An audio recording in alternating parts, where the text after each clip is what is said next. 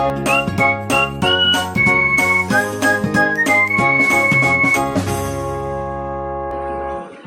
everyone, welcome to my channel Medico Prime Education. Today is the lecture 2 and we have already discussed about the some genetical terms and pre-Mendelism also. And now on forward we will discuss the Mendelism and it will take some time and we will clear our concept crystal clear.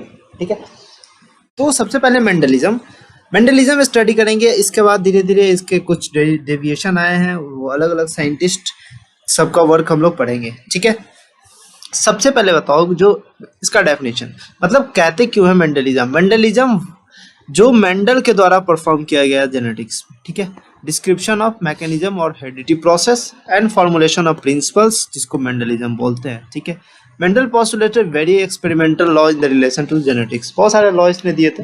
ठीक है, तो सारे law discuss करेंगे। पहले उसके तरीका क्या क्या था वो मैं बताना चाहता हूँ। ठीक है, सबसे पहले बताओ कि मेंडलिज्म जो है, it is Mendelism worked by कौन? मेंडलिज्म इज वर्कड बाय कौन सा साइंटिस्ट के द्वारा? जनरल सी बात है, क्या नाम है, पूरा नाम ग्रीगोर जॉन मेंडल। क्या नाम है? Gregor John Mendel. अब इसका वर्किंग टाइम पीरियड क्या था? वर्किंग टाइम पीरियड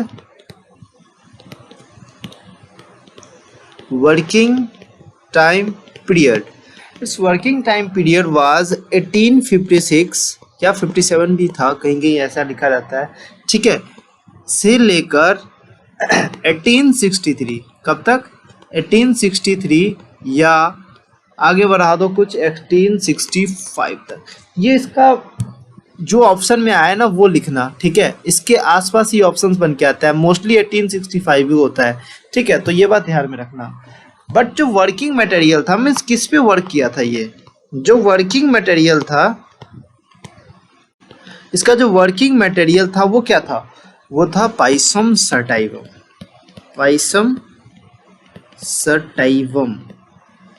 इसको क्या बोलते हैं? गार्डन पी बोलते हैं ना, सबको पता है, गार्डन पी बोलते हैं इसे। ठीक है, अब इसके बारे में कुछ बातें हैं। क्या है? जो पाइसम सटाइवम है ना, ये पाइसम सटाइवम बाइसेक्सुअल फ्लावर है। इसका भी इंपॉर्टेंस है, क्यों बाइसेक्सुअल फ्लावर लिया था? ताकि इमैस्कुलेशन, जो अपना टेक्निक यूज किए थे, वो इमैस्कुलेशन इसमें हो सकता है। ठीक है, और इसमें जो क्रोमोसोम्स का जो प्लाइडी नंबर था वो डाइप्लॉइड था, and diploid is equal to 14। ठीक है, 14 पेयर ऑफ क्रोमोसोम्स था। ठीक है, सॉरी 7 पेयर, 14 तो नंबर था, मीन्स 7 पेयर ऑफ क्रोमोसोम्स। ठीक है, और एक बात बताओ, जो 1865 या 1866 जो 1865 ये जो इसका मेंडल का जो वर्क पब्लिश हुआ था, मेंडल अपना इतना वर्किंग टाइम पीरियड इसका था, उसके बाद ये अपना वर्क पब्लिश किया। Mendel published his work. ठीक है, नेक्स्ट पॉइंट इज दैट इसका जो अब ये अपना वर्क कहाँ पब्लिश किया था, ये कभी कभी एग्जाम में पूछता है। ये सब मैं जो बात बता रहा हूँ ये सब एग्जाम में एमसीक्यू बन के आता है। और ये अपना जो वर्क दिया था वो एक पब्लिकेशन में दिया था, उसका नाम था annual proceeding of natural history society. Annual proceeding of natural history society. कहाँ दिया था? Natural history society. और कौन सा टाइटल था इसका? टाइटल क्या दिखा था? टाइटल था experiment of hybridization. Hybridization spelling, तो स्पेलिंग में गलती इधर हो सकता है। ठीक है, उसके लिए ध्यान ज़्यादा नहीं है, वो तुम लोग जानते हो। ठीक है, अब जो मेंडल का जो वर्क था ना वो दब गया था। ठीक है, कुछ कारण थे जिसके कारण मेंडल का वर्क दब गया था। तो इसका जो मेंडल का जो वर्क था ना, मेंडल वर्क कब तक अनरिकॉग्नाइज था? मेंडल वर्क रिमेन्स, ये भी आता है एमसीक्यू में, रिमेन्स अनरिकॉग्नाइज्ड टिल 1980। क्या 1980 तक इसका वर्क अनरिकॉग्नाइज था। और ये अपना काम कब शुरू कर दिया था? 1856 में। सबने इसको रिजेक्ट कर रहा था बार बार, ठीक है। बट जब लास्ट में 3 साइंटिस्ट आके बाहर आए 1980 में, उसका रीडिस्कवरी किया। कौन?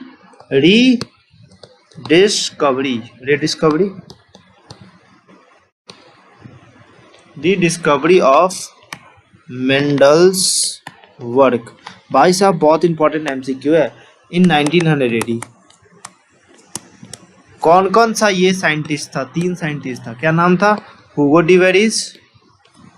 बताओ हुगो डिवेरिस क्या किया था? और म्यूटेशन का स्टडी किया था, याद है ना? शेरमार्क, उसके बाद कार्ल कॉरेंस। कार्ल कॉलिंस क्या किया था? मेंडल को लॉ को बताया था, ठीक है। जो मेंडल ने लॉ दिया था ना, उसके बारे में कार्ल कॉरेंस समझाया था, ठीक है। और मेंडल का कौन कौन सा लॉ ऑफ इनहेरिटेंस था? कार्ल कॉरेंस कौन सा लॉ दिया था? मेंडल्स लॉ ऑफ इनहेरिटेंस, ठीक है। उसने लॉ ऑफ सेग्रीगेशन और लॉ ऑफ इंडिपेंडेंट असॉर्टमेंट बताया था, जो कि आज मैं डिस्कस करूंगा, ठीक है, मोनो हैबिट क्रॉस के बाद। सबसे पहले ये बताओ कि इसका जो वर्क था वो हिडन क्यों रह गया? ठीक है, वो इसलिए रह गया कि Mendel's work was hidden till 1900 because वो अपने काम पे पूरे श्योर नहीं थे कि ये मेरा काम सही होगा। जैसे एज ए इंफीरियर साइंटिस्ट सोचते हैं ना कि अपने काम पे वो श्योर नहीं थे, ठीक है।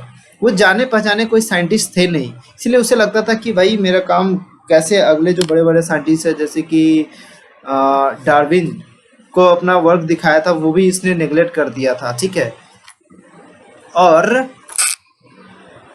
कम्युनिकेशन उस समय उतना इजी नहीं था जितना आज है, जो हम लोग पेपर के माध्यम से हर चीज कम्युनिकेशन कर सकते हैं, वो जैसा आज नहीं था, ठीक है। कार्ल नेगली को भी दिखाया था, और कार्ल नेगली ने ऐसा हाइरेशियम वर्क पे काम कर चुका था, इसलिए उसने जो सजेस्ट किया था और इसका जो रिजल्ट आया था बिल्कुल डिफरेंट आया था, ठीक है। इसलिए कार्ल नेगली एक जब दुश्मन कह सकते हो, ये इसका काम को डेविएट किया था, ठीक है।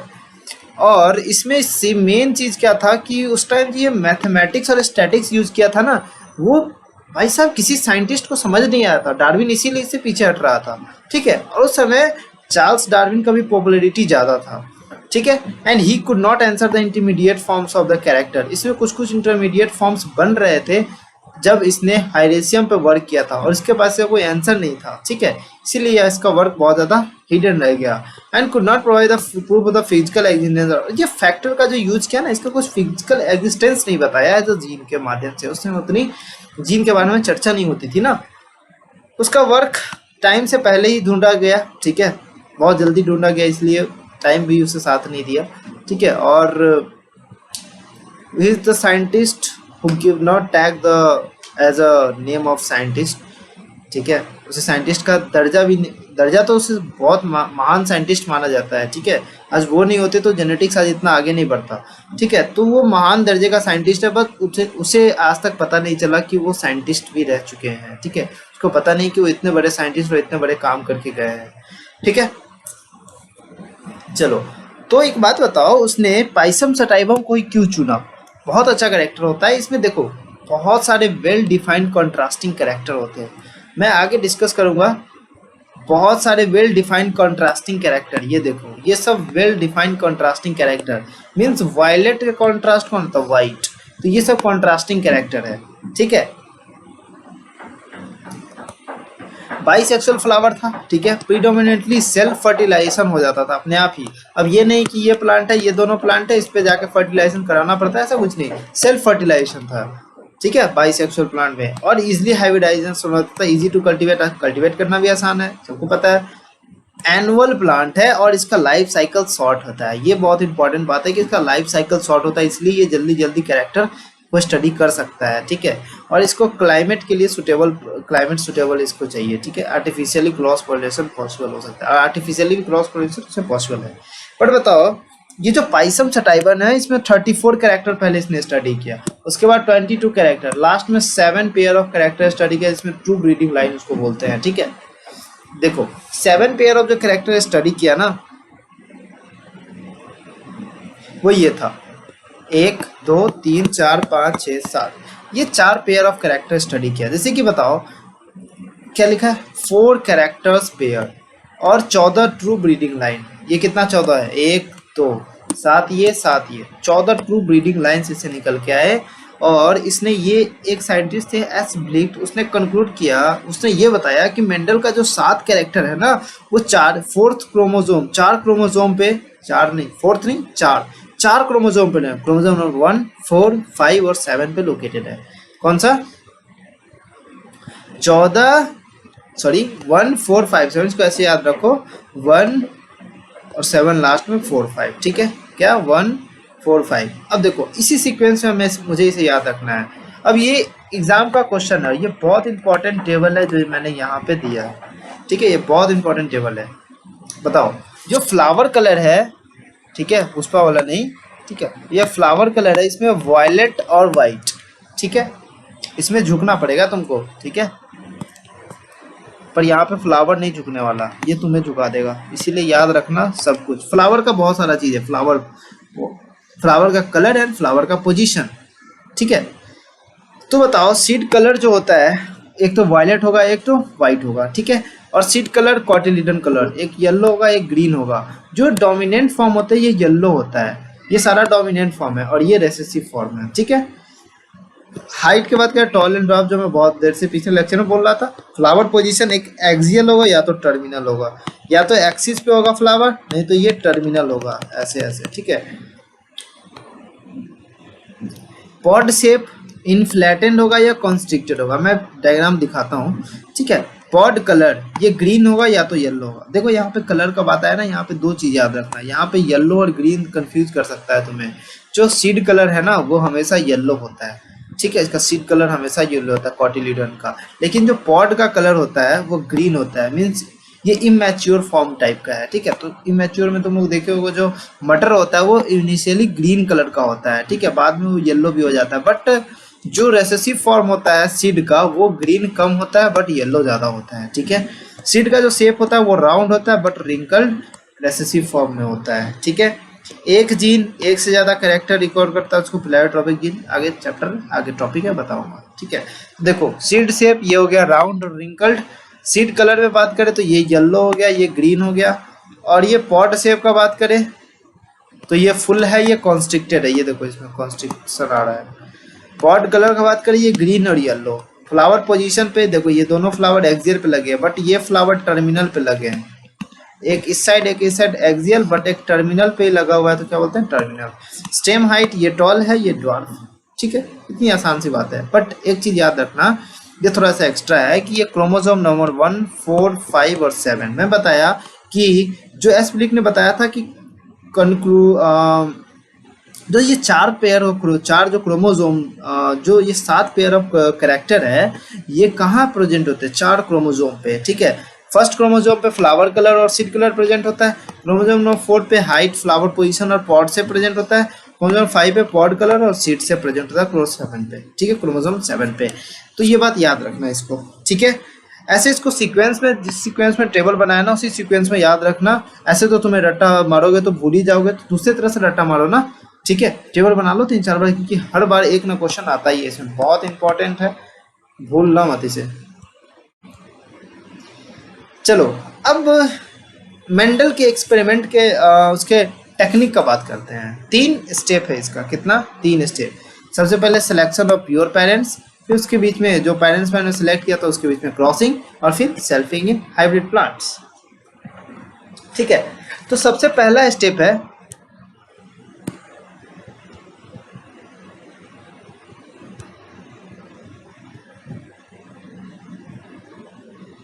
जो पहला स्टेप है, ये हमारा पहला स्टेप है। क्या स्टेप है, सिलेक्शन ऑफ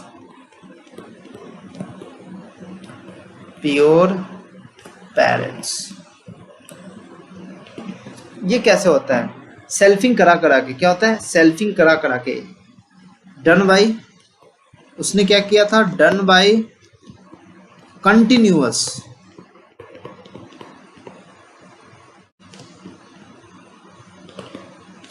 और फिर सिलेक्ट करता था।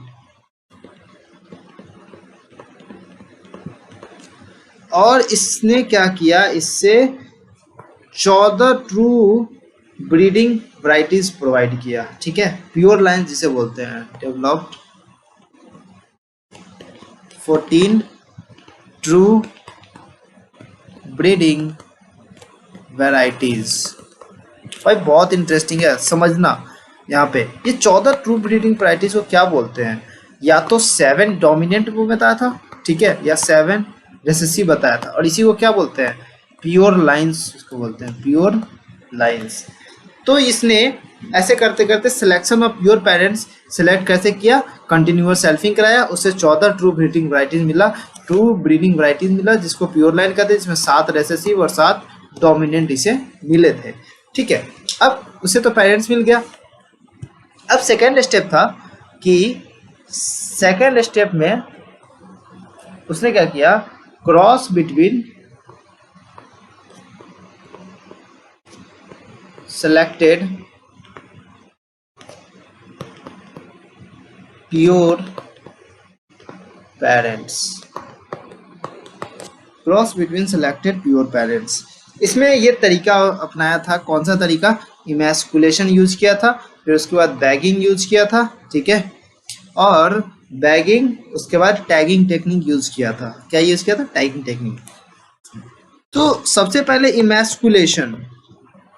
इमैस्कुलेशन में एक बात याद रखना, एक चीज याद रखना, जो इमैस्कुलेशन होता है ना, इसमें 4W का खेल होता है। कौन सा, 4W का। सबसे पहले वाला W जो है, जो इसमें से 4W है, ठीक है, सबसे पहले है व्हाट, मीन्स क्या किया था, क्या, व्हाट मतलब क्या, कब किया था इमैस्कुलेशन, ठीक है, कहाँ किया था, अबे इमैस्कुलेशन क्यों किया था, ठीक है। व्हाट का आंसर, वेयर का आंसर, व्हेन का आंसर और व्हाई का आंसर अगर याद है तो इमैस्कुलेशन का डेफिनेशन याद होता है। ठीक है, देखो व्हाट मतलब क्या किया था उसमें, इमैस्कुलेशन में रिमूवल ऑफ स्टामेन, क्या, रिमूवल ऑफ स्टामेन या एंथर। कब किया था, कौन से स्टेज में, एट इमैच्योर,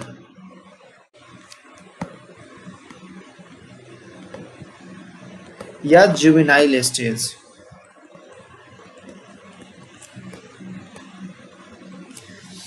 कहाँ किया था, बाइसेक्सुअल फ्लावर में।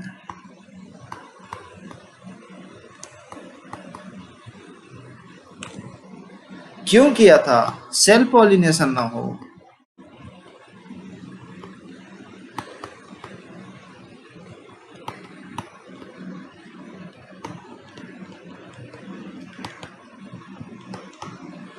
ठीक है, टू प्रिवेंट सेल्फ पॉलिनेशन। भाई साहब ये इमैस्कुलेशन का डेफिनेशन है, पढ़ो। रिमूवल ऑफ एंथर या stamen in a bisexual flower, from a bisexual flower. कहाँ किया था, बाइसेक्सुअल फ्लावर में। कौन से स्टेज में, इमैच्योर स्टेज में, या जुवेनाइल स्टेज में। ठीक है, उसका बोलते हैं इमैच्युरेशन। क्यों, emasculation is done to provide. अब भाई साहब इतना याद करने से बढ़िया तो ये याद कर लेना, इसमें क्या जा रहा है तेरा। ठीक है, तो ये W। अब क्या किया इमैस्कुलेशन में, अब इमैस्कुलेशन किया, अब इमैस्कुलेशन तो कर दिया, अब उसको प्रिवेंट करना है, अनडिजायरेबल क्रॉस पोलिनेशन ना हो। ठीक है, अनडिजायरेबल क्रॉस पोलिनेशन ना होने के लिए इमैस्कुलेटेड फ्लावर्स को क्या किया, बैग से ढक दिया, उसको बोलते हैं बैगिंग।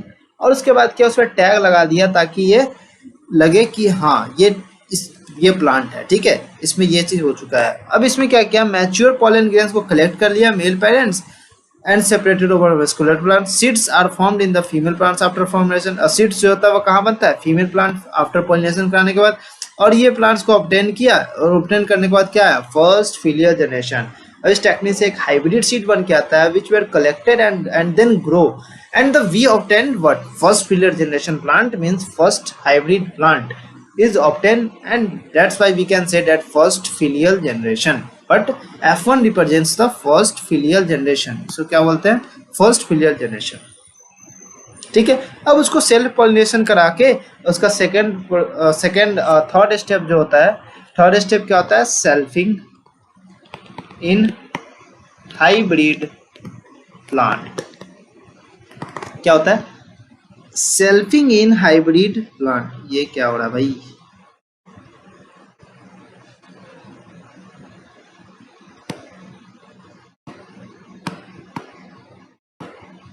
नहीं रहा।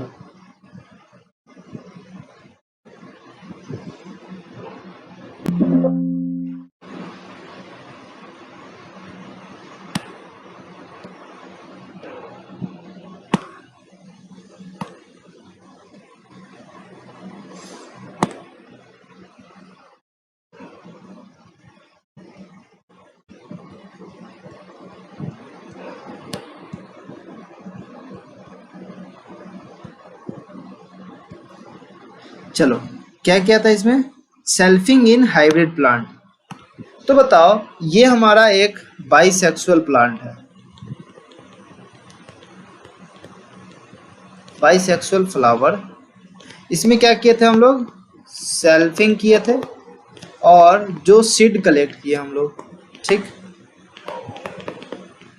अब इसको ग्रो कराओ, फिर F2 जनरेशन आएगा, फिर इसको सेल्फिंग कराओ, फिर इसको सीड कलेक्ट करो, फिर इसको F3 जनरेशन आएगा, ठीक है। ऐसे ऐसे करके F3 फिर सीड कराओ, फिर F2, ऐसे ऐसे करके उसने बहुत सारा जनरेशन प्लांट का निकाला और फिर कंपेयर किया। देखो, ये है पेटल, स्टिग्मा, फ्लावर और स्टामेन और कार्पेल, ठीक है। तो इसमें एंथर को रिमूव कर रहा है यहाँ से काट के, ठीक है। इसको, ये पेरेंट है, ये फीमेल है, ठीक है। अब इसको एंथर को रिमूव कर रहा है। अब इसका जो पॉलन ग्रेन है, इसका इस पे ट्रांसफर कर दे रहा है, ठीक है। अब ये transfer of pollen grain is known as pollination. अब इससे बहुत सारा प्लांट्स आ रहा है, ठीक है। ये सारा, ये सभी प्लांट्स इसमें आ रहा है, ठीक है बात। तो ये इस तरह से होते हैं। तो ये इस तरह का टेक्निक इसमें हम लोग यूज करते हैं। अब हम लोग चलते हैं मोनोहाइब्रिड क्रॉस। किस पे चलते हैं, मोनोहाइब्रिड क्रॉस, ठीक है।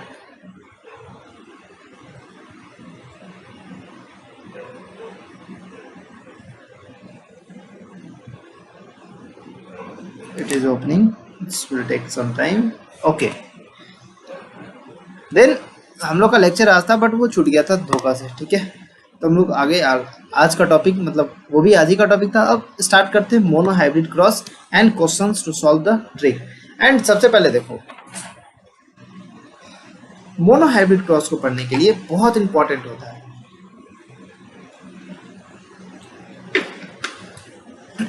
क्योंकि ये बेस बनाता है आगे वाले जितने भी क्रॉस पढ़ते हैं, तो ठीक है।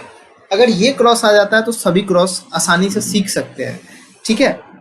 कोई बड़ी बात नहीं है पॉली हाइब्रिड क्रॉस बनाना, ठीक है, या ट्राई हाइब्रिड क्रॉस बनाना, उसका रेशियो ऑब्टेन करना कोई बड़ी बात नहीं है, ठीक है। बट इंपॉर्टेंट है मोनो हाइब्रिड क्रॉस समझना। तो इसका डेफिनेशन है सबसे पहले कि मोनो हाइब्रिड क्रॉस क्या होता है। Mono hybrid cross is the study of inheritance of one character at a time। देखो, एक बार में एक कैरेक्टर को स्टडी करना क्या होता है, मोनोहाइब्रिड। एक कैरेक्टर का मतलब हुआ, अगर हम हाइट स्टडी कर रहा है, अगर मैं हाइट स्टडी कर रहा हूँ तो हाइट ही करूंगा, ना कि हाइट के साथ फ्लावर। अगर हाइट के साथ फ्लावर स्टडी करूंगा तो वो डाई हाइब्रिड क्रॉस हो जाएगा। तो अब तो इसका मतलब ये होता है, ठीक है। बताओ, this is the most and fundamental basic cross and mostly performed in 7 possible monohybrid cross. And Mendel जो है वो 7 पॉसिबल मोनोहाइब्रिड क्रॉस परफॉर्म किया था। अब इसका क्रॉस स्टडी करते हैं। सबसे पहले उसने क्या किया था, देखो अच्छे से समझो अभी, ठीक है। सबसे पहले क्या किया था, एक ये तो मेल है और एक ये फीमेल है, ठीक है। फीमेल मेल में क्या लिया था, प्योर होमोजाइगस टॉल। होमोजाइगस का मतलब समझ रहे हो ना, सब कुछ। और इसमें प्योर, पता है ना, सबसे पहले उसने pure true 7 possible monohybrid cross में प्योर लाइन उसने डेवलप किया था। तो अभी भी वो प्योर ही ले रहे हैं, ठीक है। प्योर होमोजाइगस ड्वार्फ, ठीक है, ड्वार्फ प्लांट उसने लिया था और उसके बीच में क्रॉस कराया था। तो अगर उसका जेनेटिक कॉन्स्टिट्यूशन लिखे तो क्या लिख सकते हैं, होमोजाइगस टॉल को कैपिटल टी, ठीक है भाई, और ये होमोजाइगस ड्वार्फ को स्मॉल टी लिख सकते हैं। ये हमारा हो गया पेरेंट।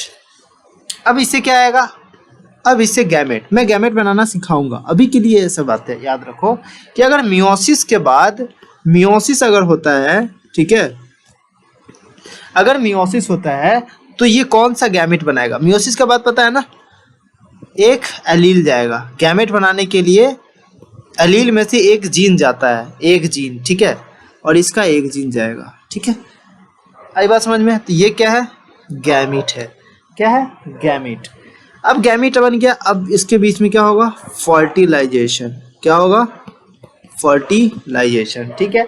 फर्टिलाइजेशन होने के बाद इस दोनों को जोड़ दो, कैपिटल टी स्मॉल टी आ गया, ठीक है। अब बताओ ये जो जनरेशन आया ये क्या आया, F1 जनरेशन आया। कौन सा जनरेशन आया भाई साहब, F1 जनरेशन आया।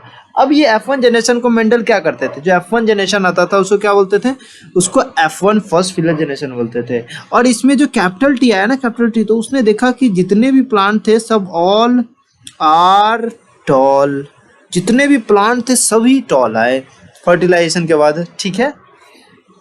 तो F1 जो है, अब इसने देखा कि जो F1 ने अपलोड हो रहा है, जो F1 में जो अपीयर हो रहा है वो किसी एक पेरेंट से मैच कर रहा है, ठीक है। एक कैपिटल टी मतलब जितने भी टॉल है ना, तो या तो ये एक पेरेंट से मैच कर रहा है, ठीक है, ये इस पेरेंट के रिजेंबल कर रहा है, ठीक है, कोई एक पेरेंट से रिजेंबल करेगा, इस दोनों के बीच का कोई करेक्टर नहीं आएगा, ठीक है, कोई तरह का ब्लेंडिंग नहीं आएगा, ठीक है। ब्लेंडिंग आता है कोडोमिनेंस, वो कोडोमिनेंस से पढ़ेंगे, बट अभी के लिए ये बात याद रखो कि जितने भी प्लांट थे वो सभी टॉल आए, ठीक है। अब क्या किया, अब इसका सेल्फिंग करते हैं। अब मेंडल ने क्या किया, इसका सेल्फिंग किया, इसको क्या किए, सेल्फिंग किए, ठीक है। इसको सेल्फिंग कराने के लिए इसने क्या किया, कैपिटल टी को, मतलब सेल्फिंग मतलब इसी का क्रॉस कराया ना, मतलब टॉल का टॉल से ही, ठीक है, इसको खुद से ही क्रॉस कराया, ठीक है। एक तो 10th क्लास में तुम लोग ने ऐसे पढ़ा होगा, कैपिटल टी लिख दो, ठीक है, इससे गैमिट बनाओ, इससे कौन कौन सा गैमिट आएगा, अलग अलग दो तरह का गैमिट आएगा, कैपिटल टी ये कैपिटल टी स्मॉल टी और ये स्मॉल टी, ठीक है। तो ये दो तरह का आएगा। और फिर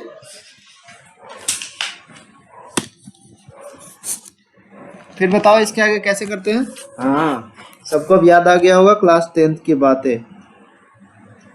क्या, देखो कैपिटल टी को इसको इसके साथ, ठीक है, इसको इसके साथ, तो क्या आएगा, ऐसे नहीं, इसको इधर उधर के लिखो, इसको इसके साथ, तो कैपिटल टी स्मॉल टी, ठीक है बात। इसको इसके साथ,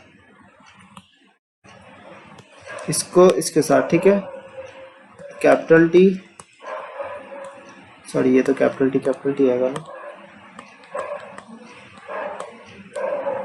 ठीक है।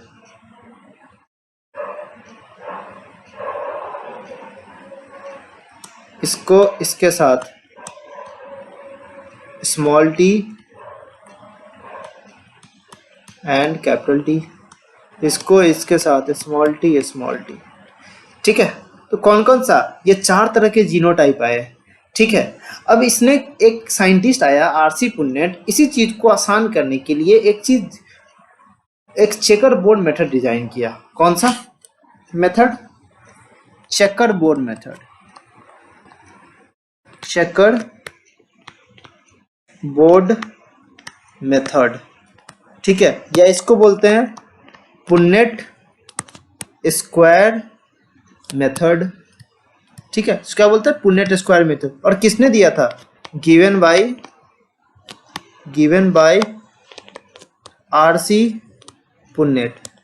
Most important question about the RC पुन्नेट is the British scientist. क्या था ये, ब्रिटिश साइंटिस्ट, ठीक है, ये एक ब्रिटिश साइंटिस्ट था। बहुत आसान क्वेश्चन आता है, बट ये किसी ने अमेरिकन साइंटिस्ट, ब्रिटिश साइंटिस्ट सब ऑप्शन में आते हैं और गलती हो जाता है। तो ये याद रखना कि given by RC पुन्नेट was a British scientist. ठीक है, अब इसका तरीका मैं बताता हूँ। देखो देखो, सबसे पहले इसने बॉक्स बनाया एक, ठीक है। एक बॉक्स के ऊपर में एक एरो ऐसे करके, और एक तरफ मेल गैमिट, एक तरफ से फीमेल गैमिट डोनेट कर दिया, ठीक है। और जितना जो जेनेटिक टर्म था ना, ये कैपिटल टी स्मॉल टी, इस तरह से कैपिटल टी स्मॉल टी, तो ये बताओ सेल्फिंग किसके बीच में करा रहा है, कैपिटल टी स्मॉल टी और कैपिटल टी स्मॉल टी, ठीक है। तो इसको और इसको अलग अलग करके फीमेल वाले पे रख दिया इस लाइन पे, ठीक है, और इसको इसको अलग करके इस लाइन पे रख दिया, ठीक है। इसको इसको अलग करके ये हो गया मेल, ये हो गया फीमेल। इसके बीच में सेल्फिंग करा रहा है, क्या करा रहा है, सेल्फिंग। अब देखो, अब जो रिजल्ट आता है ना, बताओ, इसके बीच में सेल्फिंग है, capital T capital T, capital T small T, ये और ये आपस में मिलकर क्या बनाएगा, कैपिटल टी स्मॉल टी, ये और ये आपस में मिलकर क्या बनाएगा, कैपिटल स्मॉल टी, ये और ये आपस में मिलकर क्या बनाएगा, कैपिटल टी स्मॉल टी, ठीक है। अब मुझे बताओ कि जो रेशियो आ रहा है ना, capital T capital T, capital T small T, इसका रेशियो क्या आ रहा है, बताओ। कैपिटल टी कितना है, 1 है, ठीक है, कितने में, 4 में। और कैपिटल टी स्मॉल टी क्या है, 2 है, कितने में, 4 में। बट स्मॉल टी कितने हैं, 1 है, कितने में, 4 में। तो अगर इसका रेशियो लिखे तो ये क्या आ जाएगा, 1:2:1, ठीक है। इसको बोलते हैं, क्या बोलते हैं इसको, जीनोटाइपिक रेशियो। आई बात समझ में। तो इस तरह से इन्होंने डिफाइन किया था। This is also known as real ratio, ठीक है। Second one is that the phenotypic ratio, phenotypic ratio, इसको बोलते हैं बेसिक रेशियो, ठीक है, या मेंडेलियन रेशियो बोलते हैं, ठीक है। ये क्या हुआ था, फिनोटाइपिंग मतलब फिनोटाइप्स का रेशियो, मतलब जो एक्सटर्नली देख सकते हैं, तो एक्सटर्नली मेंडल ने देखा, तो मेंडल ने ये देखा कि टॉल और ड्वार्फ जो हो रहा है उसका जो रेशियो है, बताओ इसमें टॉल कौन कौन है, capital T small T capital T, ये दोनों टॉल है। ये कितना आया था, 1, और ये कितना आया था, 2, कितने में, 4 में। तो इसे क्या लिख सकते हैं, ये क्या है बताओ, ये है टॉल, ये भी क्या है टॉल, ये भी क्या है टॉल, बट ये क्या है ड्वार्फ, ठीक है। तो टॉल और ड्वार्फ का जो रेशियो आया था वो 3/4:1/4, क्या लिख सकते हैं, 3:1 रेशियो, ये याद रखना, ठीक है। आई बात समझ में। अब इसके अकॉर्डिंग जो आया है कुछ कंक्लूजन्स, जो कि मोनोहाइब्रिड क्रॉस से निकल के आता है, ठीक है। जो कंक्लूजन क्या क्या है इसके बारे में,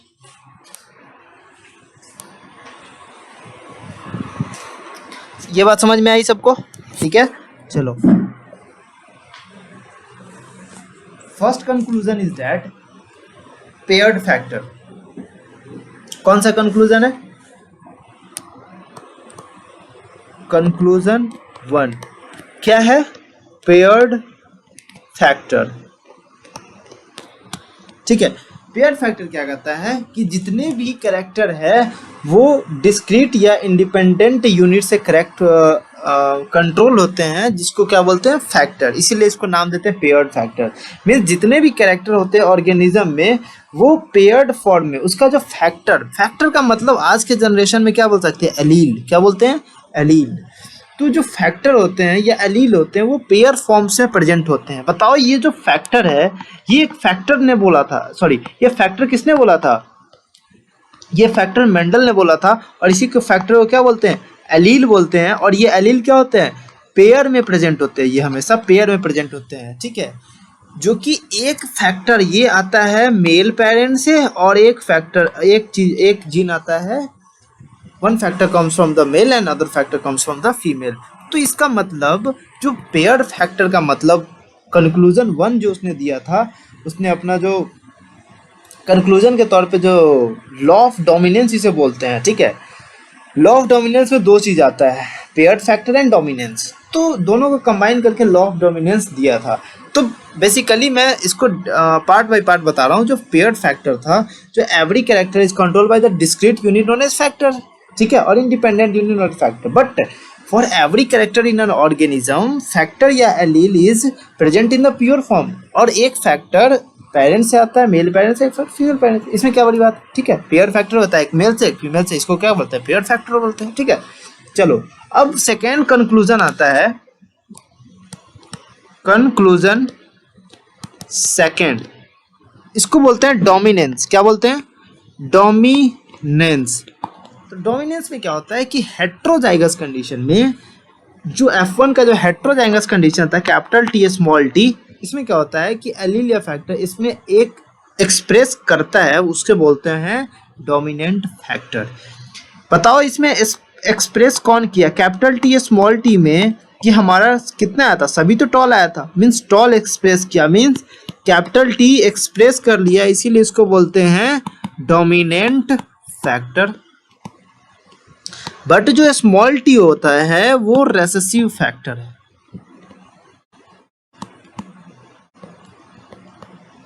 ठीक है। स्मॉल t जो है वो रेसेसिव फैक्टर और कैपिटल T जो है वो डोमिनेंट फैक्टर है। तो क्या बात समझ में आई कि हेट्रोजाइगस कंडीशन में जो एलील या फैक्टर अपने आप को एक्सप्रेस कर सकता है उसको बोलते हैं डोमिनेंट फैक्टर, एंड जो नहीं एक्सप्रेस करता वो उसको बोलते हैं रेसेसिव फैक्टर, ठीक है। आई बात समझ में। इसका एक कुछ एक्सेप्शन है, जैसे कि को डोमिनेंस और इनकम्प्लीट डोमिनेंस अच्छे से डिस्कस करेंगे जब वो टॉपिक पढ़ाऊंगा तब, ठीक है। अभी जो पेयर्ड फैक्टर जो मैंने बोला, इस दोनों को मिला के एक लॉ दिया गया, लॉ ऑफ डोमिनेंस। क्या बोला गया, लॉ ऑफ डोमिनेंस, ठीक है। अब जो मेंडल जो वर्ड था उसका क्वालिटेटिव कैरेक्टर था, ठीक है, एक बार याद रखना कि क्वालिटेटिव कैरेक्टर है। अब जो थर्ड कंक्लूजन जो है ना, उस थर्ड कंक्लूजन का नाम ही देते हैं कंक्लूजन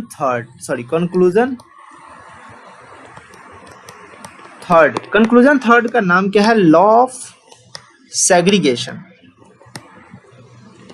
लॉ ऑफ सेग्रीगेशन या बोलते हैं लॉ ऑफ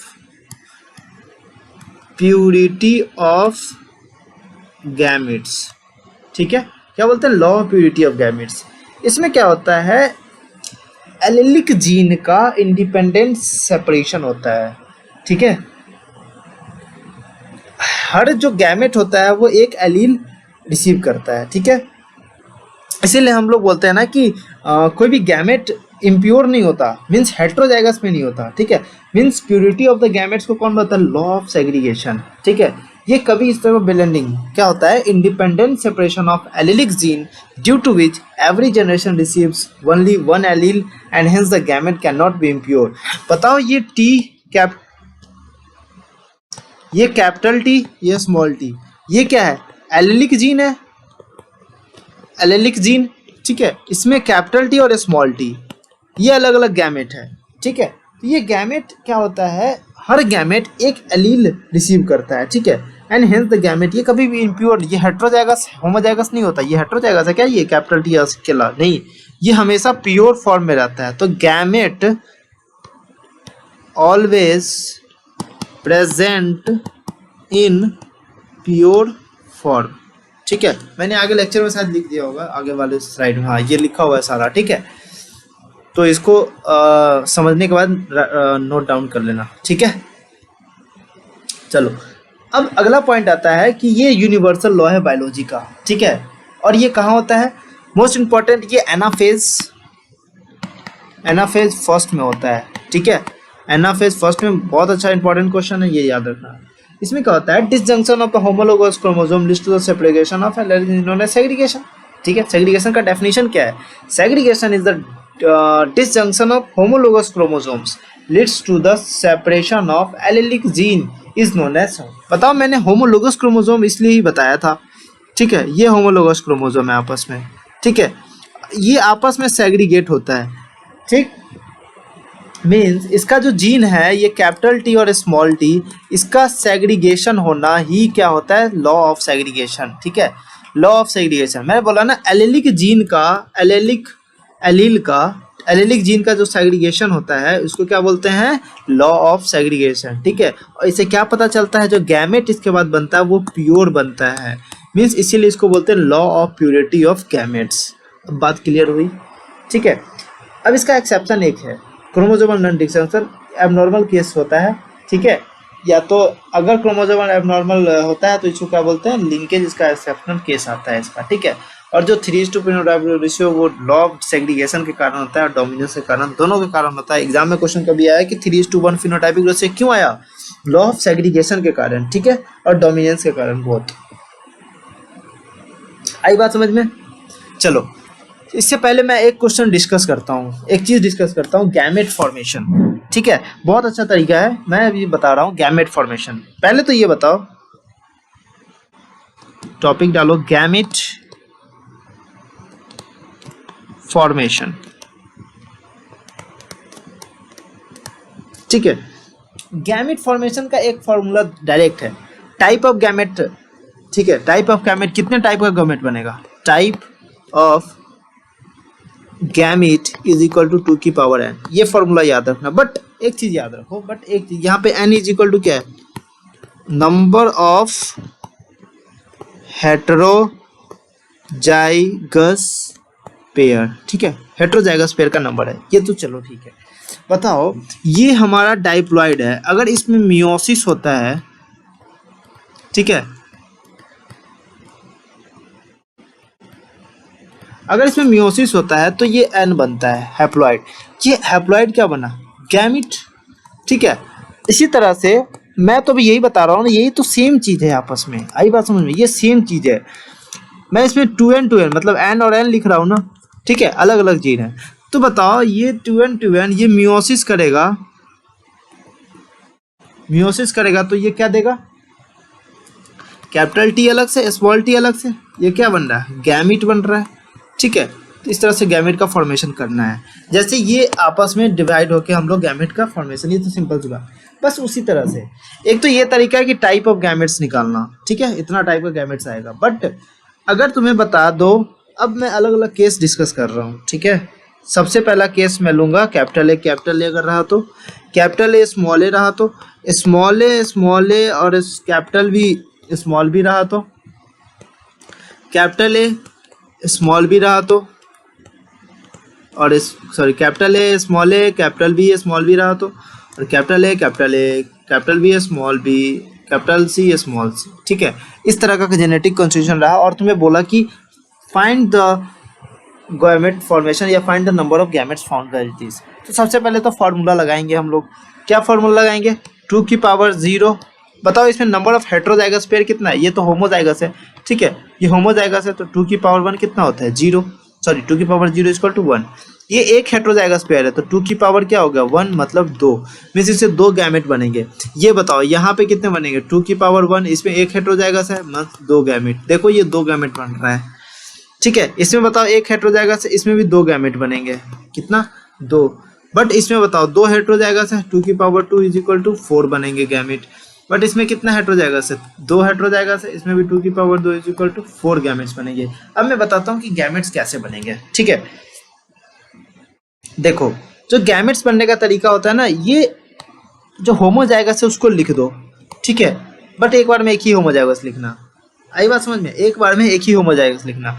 अब इसमें दोनों ही होमोजाइगस है, बट एक ही होमोजाइगस ले तो इसका गैमेट क्या हो जाएगा, बस ए इसका गैमेट होगा, ठीक है बात, इसका गैमेट बस ए होगा। अब इसका होमोजाइगस है, चलो एक होमोजाइगस लिख दिए, ठीक है। अब उसके बाद हेटेरोजाइगस लिखो, एक और हेटेरोजाइगस, अब फिर इसके बाद हेटेरोजाइगस लिखो, तो ये हो गया। अब इसमें आओ, ये तो सिंपल सी था, अब ये कॉम्प्लिकेटेड है थोड़ा सा। बताओ मैंने बोला कि होमोजाइगस लिख दिया, हाँ भाई एक होमोजाइगस लिख दिया। अब हेटेरोजाइगस लिखो कुछ, अब ये होमोजाइगस लिख दिया, ठीक है। अब जो ए लिख दिया, अब कैपिटल बी स्मॉल बी, अब इसको आगे लिखो, क्या लिखो, इसको आगे लिखो, इससे आगे फॉर्क बना के, इसीलिए इसको बोलते हैं फॉर्क लाइन मेथड। एक फॉर्क बनाओ और जो ये आगे वाला पेयर है ना इसको आगे लिखो। और अगर होमोजाइगस है ना, इसको होमोजाइगस सिर्फ होमोजाइगस लिख के छोड़ देना। अगर एक और बी कैपिटल बी रहता तो इसको हम लोग नहीं लिख सकते थे, ठीक है। अगर सिर्फ कैपिटल बी रहता तो कैपिटल बी लिख देते हैं, ठीक है। बट देखो कि यहाँ पे कैपिटल बी है स्मॉल बी है तो दोनों लिखेंगे, ठीक है। तो यहाँ से क्या बन जाएगा मेरा, ए बी गैमेट बन जाएगा एक, ठीक है, और एक capital A small B gamete बन गया, तो 2 गैमेट बना नहीं बना, ठीक है। अब ये नहीं समझ में आया तो अब यहाँ पे आओ, देखो यहाँ पे एक डोमिनेंट तो है, तो डोमिनेंट तो लिखेंगे, एक रेसेसिव भी आ रहा है, एक रेसेसिव यहाँ लिख दो, ठीक है बात। अब जो ये दोनों लिखा है ना, उसको भी फॉर्क बना के अलग अलग लिख दो, ठीक है। इसको भी सेम इसी तरह से लिख दो कि सबसे कनेक्शन है ना, ठीक है। तो इसको क्या लिख सकते हैं, ए भी लिख सकते हैं, इसको भी ऐसे, ये क्या हो गया, इस दोनों को जोड़ेंगे तो ये हो गया, और इसको जोड़ेंगे तो, ठीक है। आई बात समझ में। इसका जो अगर रेशियो लिखेंगे, ये 1 है 4 में, 1 है 4 में, इसका रेशियो क्या, 1 है 4 में, 1 है 4 में, इसका रेशियो इस तरह से लिख सकते हैं, ठीक है, कभी रेशियो पूछा तो। बट अब आओ, अब ये क्वेश्चन सॉल्व हो गया ना, तो समझ जाना सब आ गया, ठीक है। चलो बताओ क्या लिखूं, पहले कैपिटल ए लिखूं, अब इससे सब कनेक्शन होगा। अब इसको कनेक्ट करो 2 से, ठीक है। अब ये है ना कैपिटल सी स्मॉल सी, तो अब इससे दो दो कनेक्शन होगा, capital C small C, capital C small C, ठीक है। तो अब क्या लिख सकते हैं, capital A small A, sorry capital A capital B and C, इसको क्या लिख सकते हैं, कैपिटल ए ऐसे, capital A capital B small C, capital A small B capital C, capital A small B small C. तो ये इस type का गैमेट बन गया 4, ठीक है। इसको भी लिख सकते हैं 1/4 1/4 1/4, ठीक है, ऐसे लिख सकते हैं। तो यार देखो इस तरह से तरीका होता है गैमेट फॉर्मेशन करने का। बहुत सारा क्वेश्चन लगाना, एमसीक्यू लगाना, अब स्टार्ट कर दो इस चैप्टर का, कहीं से भी जहां से भी मिल रहा हो, ठीक है। तो इस तरह से बनते हैं, ठीक है। अब चलते हैं क्वेश्चंस की ओर, 7-8 क्वेश्चन है, ताकि डिस्कस करके इसको लेक्चर को समाप्त करते हैं, ठीक है। तो बताओ, मैंने बताया था कि इसमें से कौन सा गैमेट का जीनोटाइप हो सकता है, ठीक है। मैं बताया था कि gamete always present in the pure form, क्या बताया था, gamete always present in the pure form. तो गैमेट हमेशा पेयर्ड फॉर्म में नहीं होता है, ठीक है, gamete always present in pure form.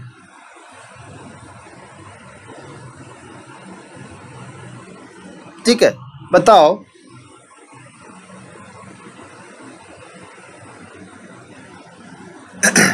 इसमें से कौन सा गैमेट बन सकता है, किससे गैमेट बन सकता है,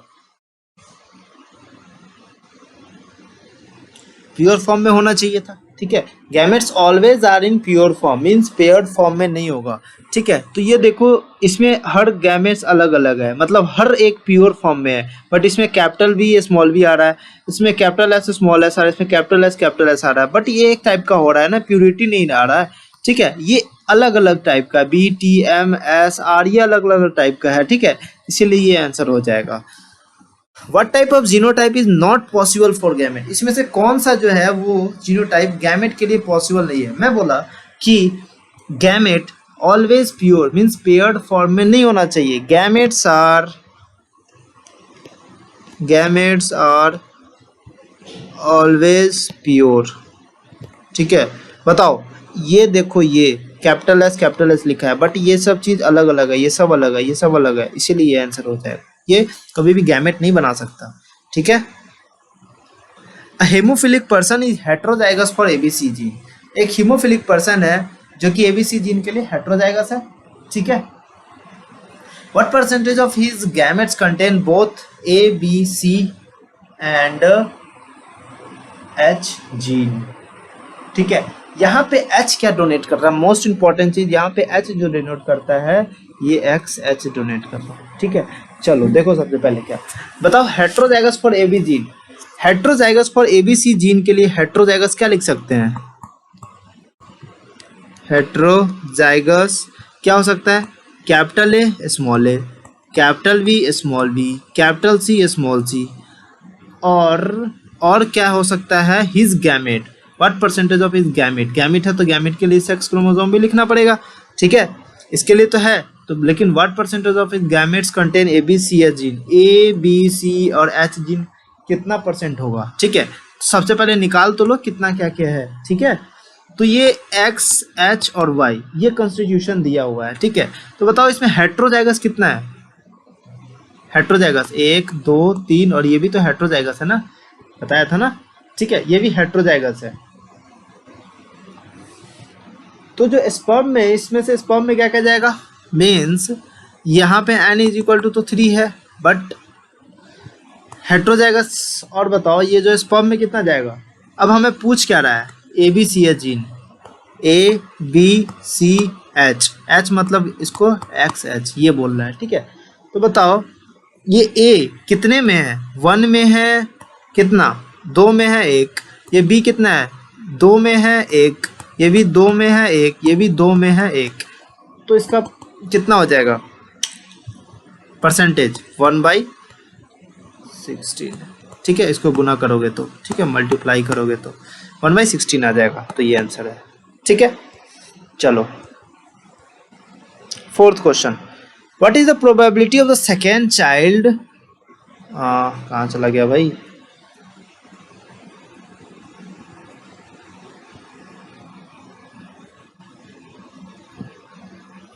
फोर्थ क्वेश्चन है ना, हाँ चलो देखो, एक ये क्वेश्चन है कि what is the probability of second child to be normal. Second child तो नॉर्मल होना चाहिए अगर फर्स्ट चाइल्ड नॉर्मल पेरेंट का एल्बिनिक है। तो सबसे पहले बताओ एल्बिनिक है तो देखो नॉर्मल पेरेंट है, पेरेंट तो नॉर्मल है, तो इसके लिए क्या लिख सकते हैं, बताओ क्या लिख सकते हैं, ये पेरेंट मेल और ये फीमेल, इसके लिए अगर लिखो तो क्या लिख सकते हैं, capital A small A, capital A small A, ठीक है।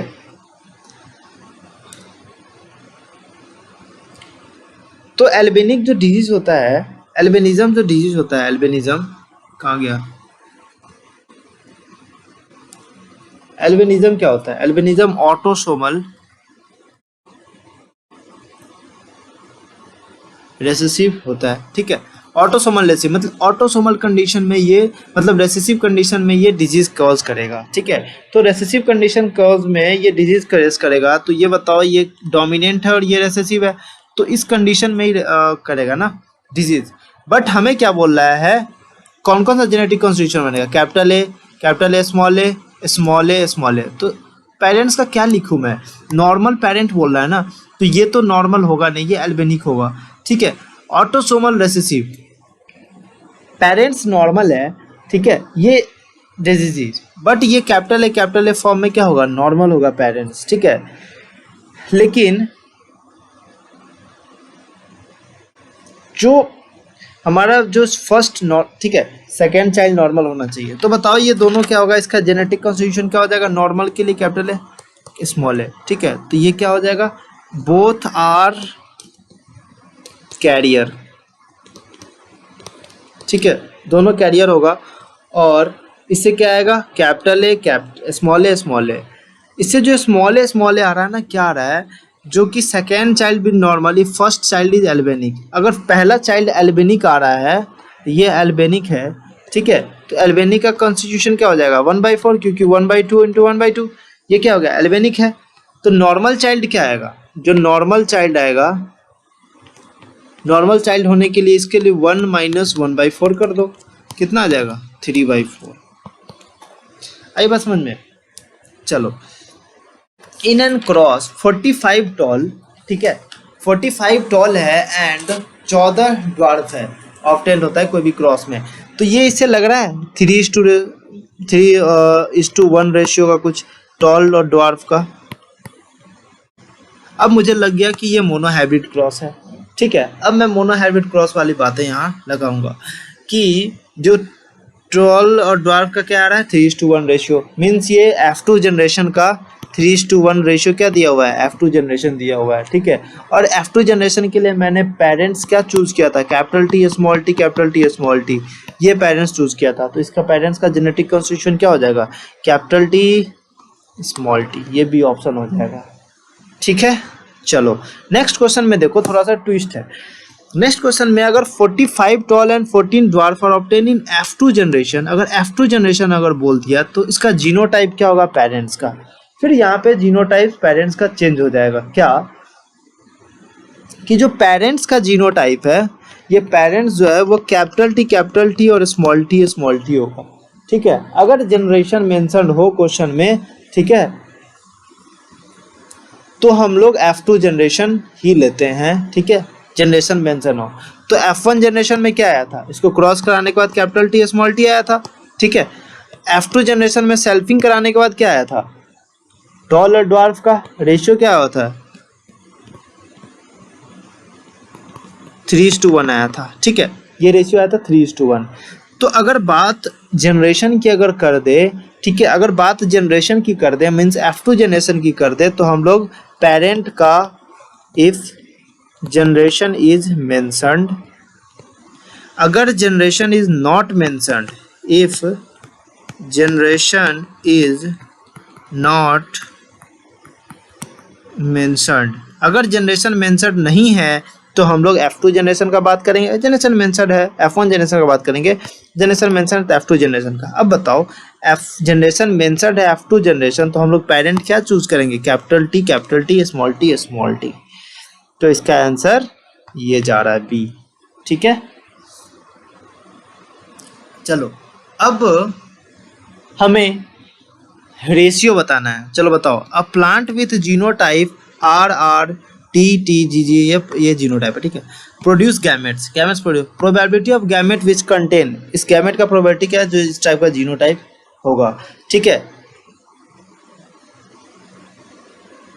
चलो बताओ RRTTGGFF, इसमें बताओ R जो है कैपिटल R और इस capital T small g small f, ठीक है। तो कैपिटल R कितने में आ रहा है, कैपिटल R 1 में आ रहा है, 1 आ रहा है कितने में, 2 में, तो 1/2, capital T 1/2, small g 1/2, capital F small f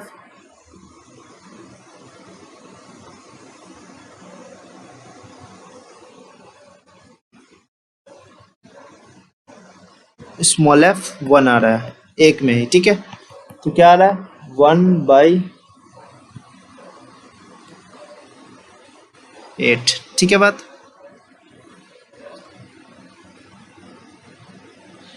यहाँ पे स्मॉल f होगा। देखो अब नेक्स्ट क्वेश्चन है small r t small t क्या स्मॉल g स्मॉल f। अब ये बताओ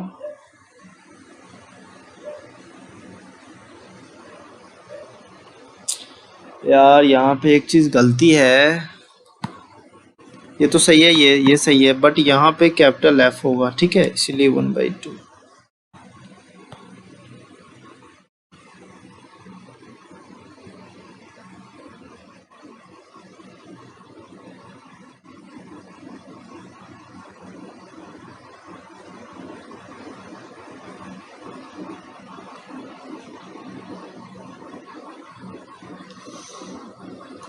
ये 1/16, ठीक है। चलो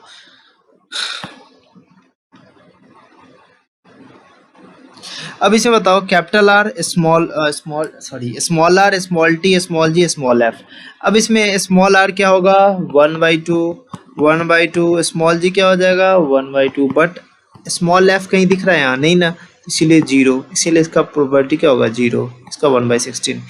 इसे बताओ इसमें स्मॉल r कितना है 1/2 और capital T 1/2 into small a कितना है, स्मॉल ए नहीं भाई, यहाँ जी होगा। ये टाइप राइटर भी ना क्या क्या कर देते हैं यार, ये कैपिटल जी है यहाँ पे, ठीक है। कैपिटल जी क्या है 1/2 और स्मॉल f 1 है, कैपिटल F 1 है, ठीक है। तो 1 है तो इसके लिए क्या हो जाएगा 1/1 1/8 आंसर, ठीक है। तो ये सारे क्वेश्चन थे 7 क्वेश्चन। और भी मोनो हाइब्रिड क्रॉस का तो आसान होता है, डाई हाइब्रिड क्रॉस का थोड़ा सा भारी होता है। वो अगर मोनो हाइब्रिड क्रॉस अगर करने आता है तो डाई हाइब्रिड क्रॉस भी आसानी से सीख सकते हैं हम लोग, ठीक है, कोई बड़ी बात नहीं है। और ये चीज़ जो मैंने अपने से लिखी थी ये चीज़ याद कर लेना, एक बार देख लेना इसको, ठीक है।